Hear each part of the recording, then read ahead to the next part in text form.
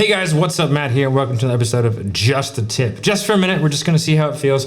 And today, what we're gonna do is we are gonna go over why you're getting money objections.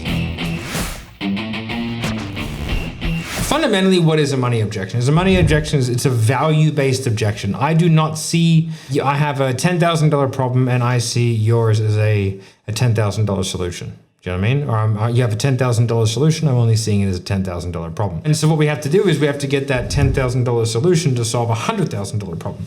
And so it's essentially just a sake of value. So the key thing that I would say with money objections is that you haven't effectively future-paced the solution and then you haven't effectively taken that away. So that you require the real problem to get a real solution. So always work your way back upstream. And getting a money objection, that's a value-based objection.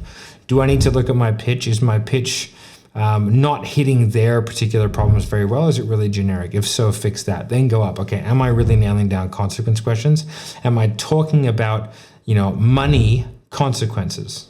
All right. If you're getting a lot of money objections or something that you're doing to induce that, then I go back up with the solution. Did I really effectively future pace out the solution and the potential benefits of getting the solution? And then going further back upstream, did I really get the real solution? Because did I really get the real problem? Because without a real problem, it's really hard to future pace out a real solution. Most of the time, things are not like, oh, can you teach me how to handle a money objection? Well, yes, I can, but I'd rather teach you how to fundamentally fix getting them, or be able to put yourself in a position that when you do get them, you've already pre-handled them. So handling them is actually really, really easy. All right, guys, I hope that was helpful. That's my little explanation and thoughts as to why you're probably getting money objections.